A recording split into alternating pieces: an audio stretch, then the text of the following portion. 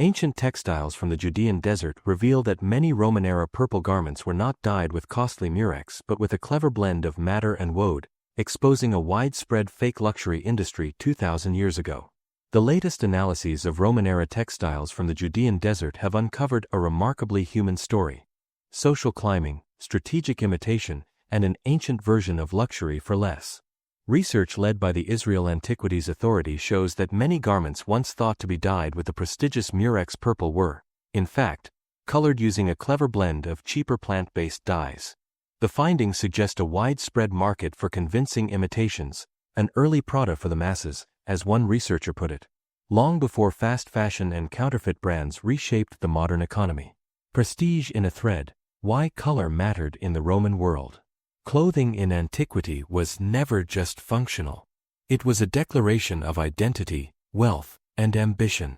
Fabric quality mattered, decorative motifs mattered, and above all, color mattered. A single hue could mark the boundary between elites and everyone else. No color carried more prestige than royal purple. Extracted from Murex trunculus and related Mediterranean marine snails, the dye was infamous for its rarity, high cost, and slow multi-stage production process. Its brilliant spectrum, from deep violet to reddish burgundy, was associated with royalty, high-ranking officials, and religious elites. Dyeing with Murex was an arduous process that took several days and required large quantities of snails, says Dr. Nama Sukanik, curator of organic materials at the Israel Antiquities Authority and a leading expert on ancient dyes. Today we can identify the unique molecular signature of Murex, allowing us to determine with high confidence whether a textile was truly dyed with the most prestigious dye of the ancient world. When dozens of 2,000-year-old textile fragments recovered from Judean desert caves were tested, expectations were high. The fabrics were decorated in purple-like tones, and some had long been assumed to contain genuine Murex dye. What emerged instead was a clear pattern. The majority of these textiles were not dyed with Murex at all. Laboratory analysis showed that the deep purplish hues came from double dyeing with two plants commonly used in the ancient Near East. Madder, rubia, producing a red dye from its roots.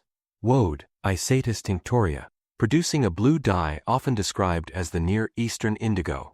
By carefully immersing the cloth in a madder dye bath and then a woad bath, or vice versa, ancient dyers produced a rich, blended hue visually similar to royal purple.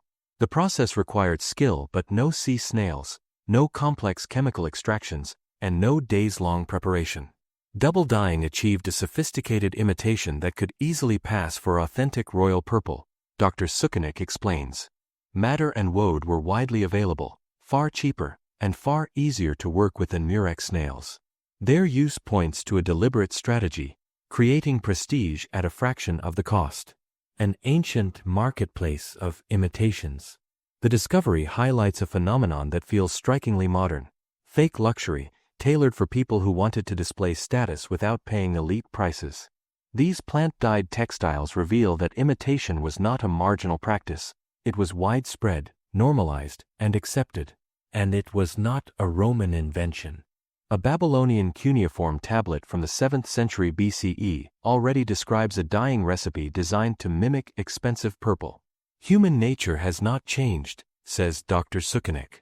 Even in antiquity, people wanted to appear as though they belonged to a higher social class. The use of imitation dyes made that possible. Archaeology meets social history. The textiles analyzed came from desert caves whose dry microclimate allowed fragile organic materials to survive. Each scrap of cloth helps reconstruct a social ecosystem where appearance, aspiration, and technology intersected. The findings also reveal something about the ancient dyeing industry in the land of Israel. Madder and woad were both cultivated regionally and frequently mentioned in Jewish sources. Their importance reflects not only economic pragmatism but also the technical proficiency of dyers who mastered color manipulation long before synthetic dyes were imagined. A new publication and online event. The research coincides with the launch of Thread and Color in the Textiles of the Land of Israel, a new book exploring the region's textile heritage, from techelet, blue, to scarlet and genuine Murex purple.